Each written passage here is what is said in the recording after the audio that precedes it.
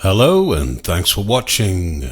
Yes, I'm a fan of the Atheist Experience, which is a call-in show that features atheist hosts that have conversations with mostly theist callers. I want to show and discuss a clip from the Atheist Experience dating back from 2012, in which theist caller Eric calls into the show.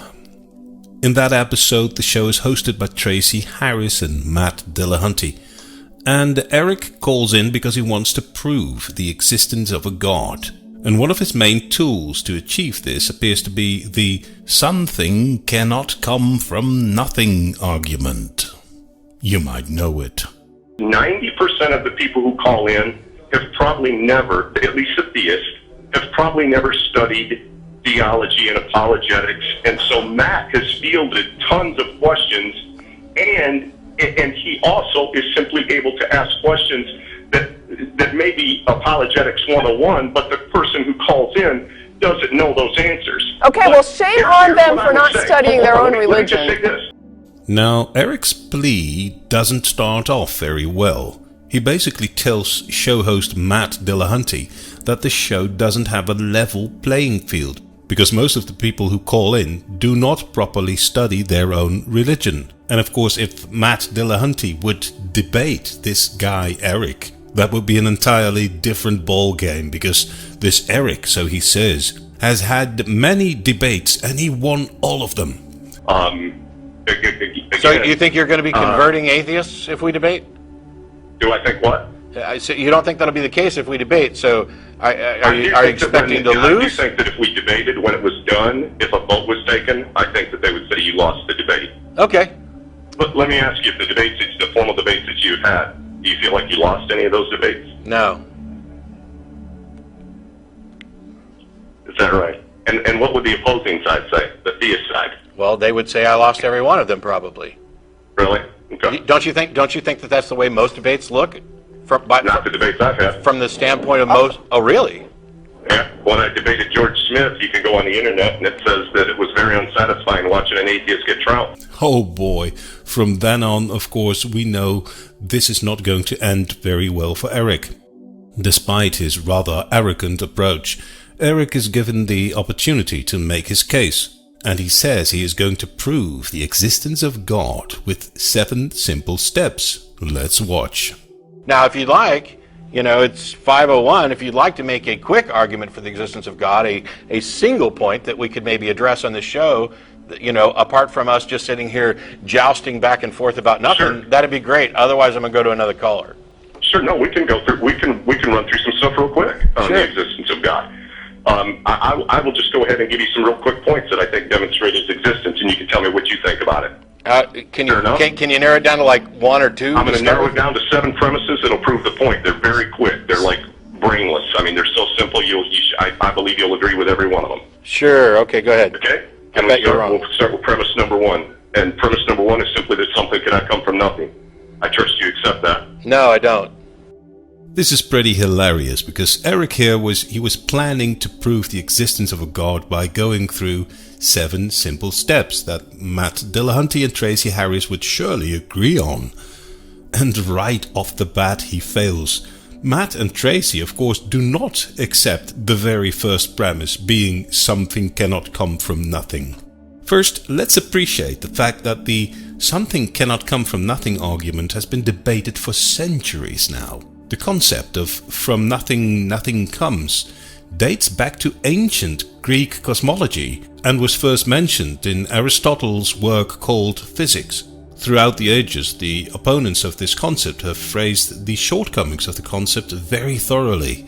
So it's kind of disappointing or even naive that Eric brings up this very weak argument. Eric just said minutes ago that 90% of the people who call into the show haven't done their homework, but Eric did, and that's why he wins all his religious debates, so he says. And then the first thing he does is starting off with an argument that, had he done his homework, he could have known to result in failure.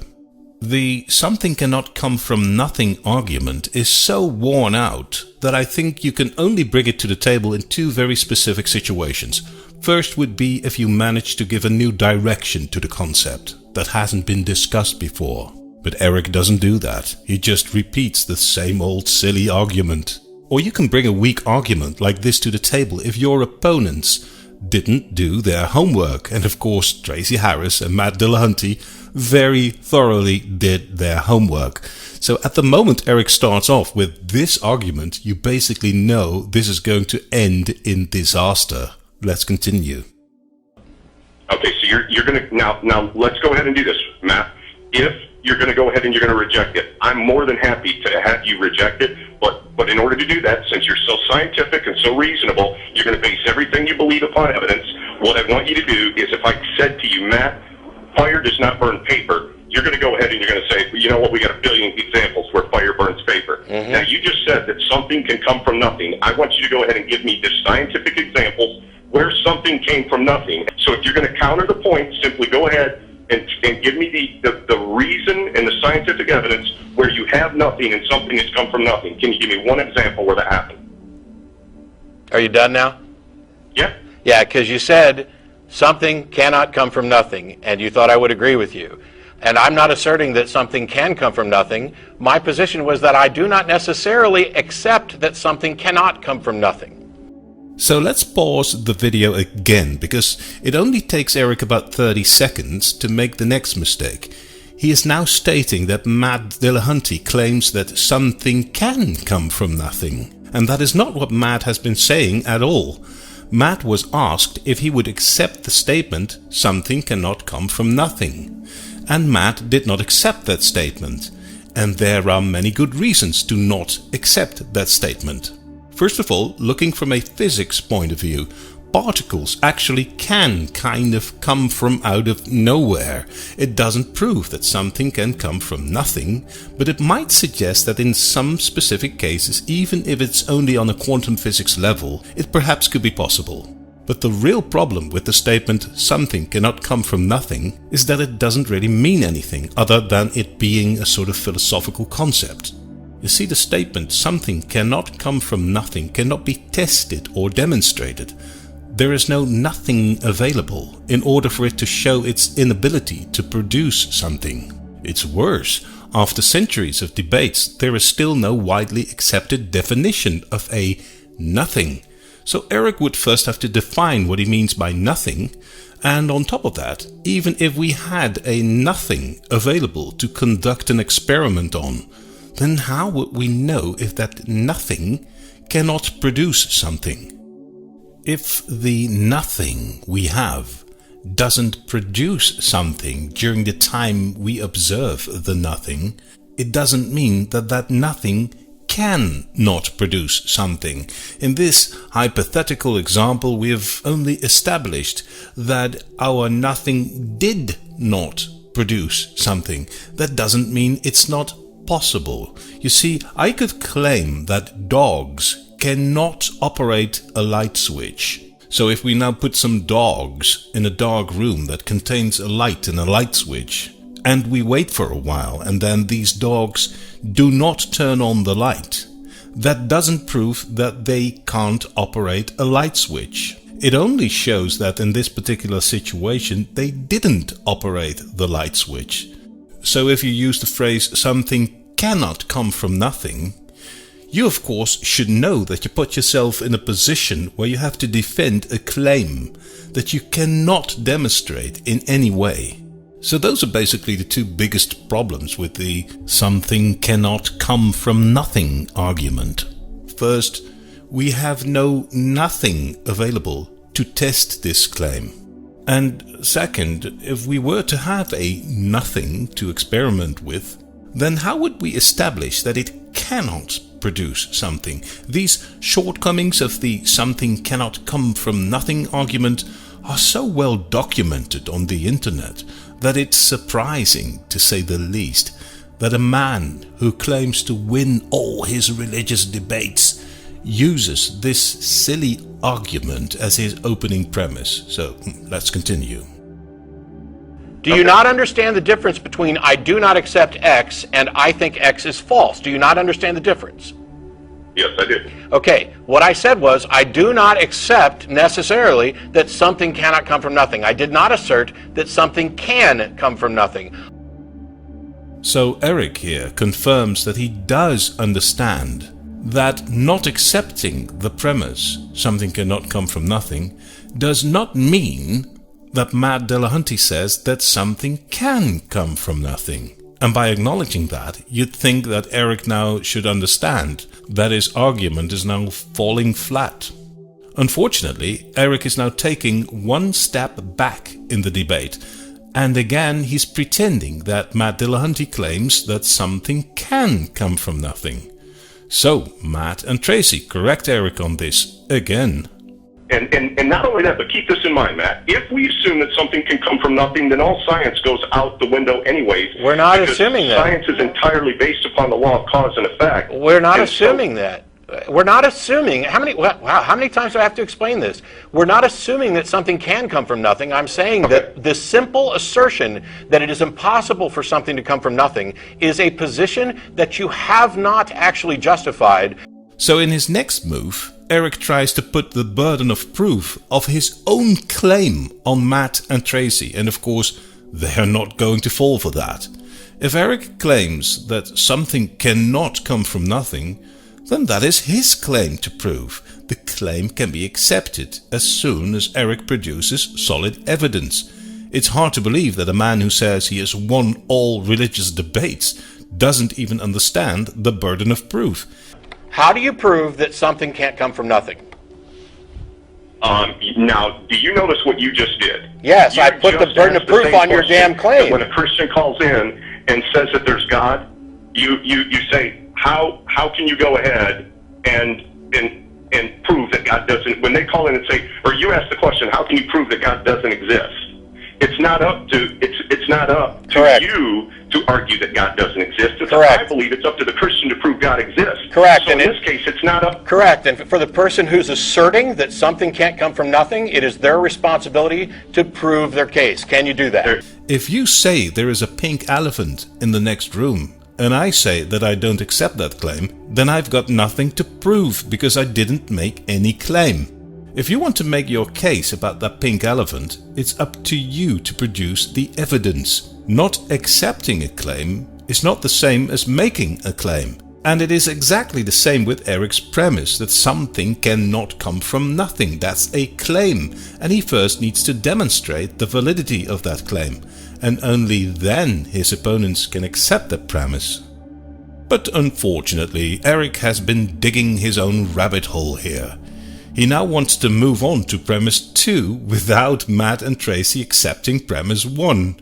Oh dear, I'm now wondering if this man has ever debated anyone. For the person who's asserting that something can't come from nothing, it is their responsibility to prove their case. Can you do that? There you go. So can we accept premise 1 and I'll move to premise 2? No. Can you demonstrate premise 1? I have something I just want to assert. What you're really asserting, and the thing that is demonstrable, is something can come from something. We don't have a nothing to see whether or not anything can come from it. So that a claim that regards nothing is a useless claim. All what you're saying is we have a lot of examples of something coming from something. In fact, every example we have is something coming from something else. And I understand that. But to say that something can't come from nothing, you have to have a nothing. And I've never seen that, so I don't know what that is. And again, very well explained by Tracie Harris. We know that something can come from something. We have many examples of that, but that learns us nothing about something coming from nothing. There is no way to test that, so we cannot assert automatically that it's true. By now, Eric really feels he has painted himself into a corner. So he tries to escape sideways with an irrelevant argument from authority. If the philosopher Kant said it, it must be true. And of course, Matt doesn't fall for this either.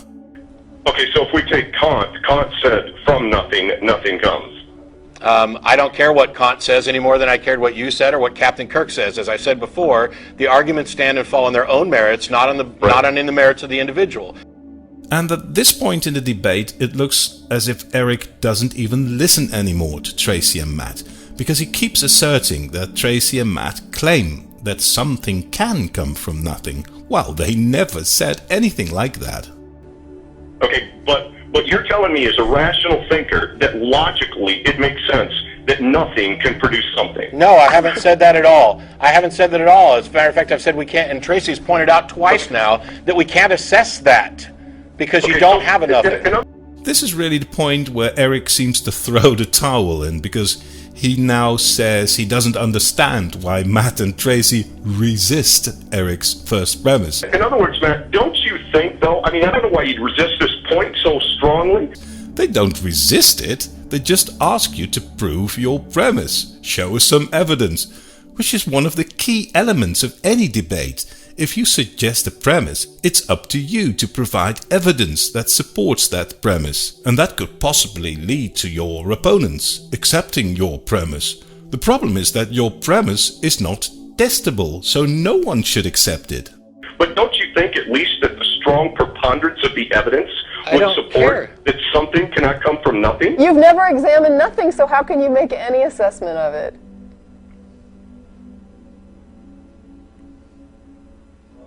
Hello? Give me an example of something that is nothing that we have examined.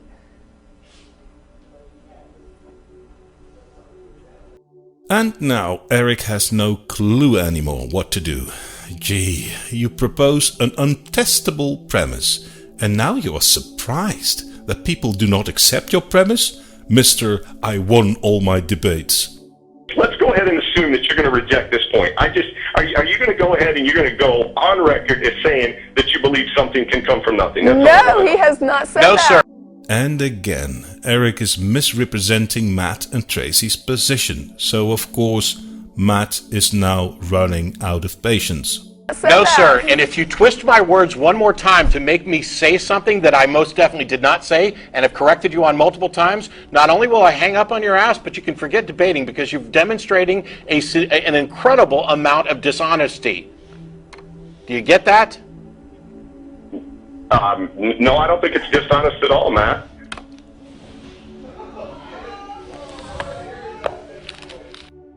And there you have it.